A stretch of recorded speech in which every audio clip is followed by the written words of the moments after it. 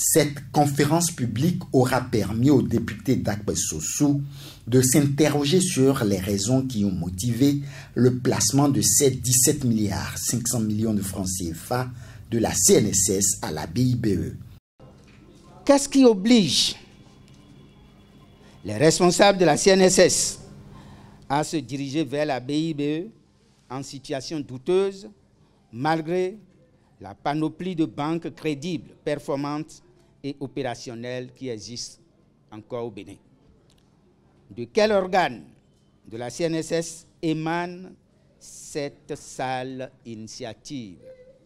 Selon le politicien de l'OCOSA, il n'y a aucun intérêt pour la CNSS ni pour les travailleurs dans ce placement d'argent, puisque la BIBE serait moribonde.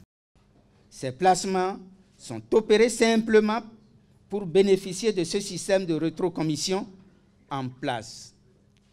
Au total, 71 994 737 francs CFA de commission ont été illicitement empochés. Voilà ce qui aurait conduit devant les tribunaux Laurent Mintoyon. Le député précise. La direction générale soumet des propositions de placement au conseil d'administration qui les valide.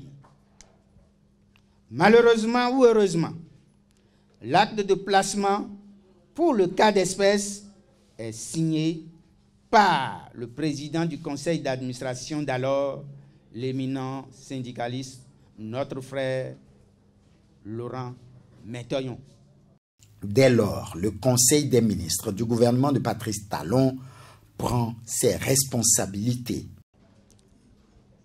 Le Conseil des ministres a instruit le garde des Sceaux, ministre de la Justice et de la Législation, d'engager des poursuites judiciaires à l'encontre des dirigeants de la CNSS qui ont commis des actes de gestion frauduleuse au moment des faits.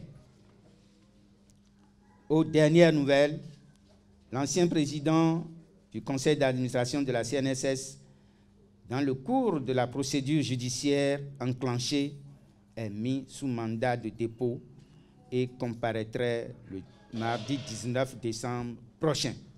Clarification et situation de responsabilité sont donc les axes forts de cette conférence publique qui aura eu le mérite de faire comprendre le fond de cette affaire aux populations de l'OCOSA. Affaire qui, dans les coulisses, augurerait, selon des dires, de rebondissements dans un proche avenir. Affaire à suivre donc.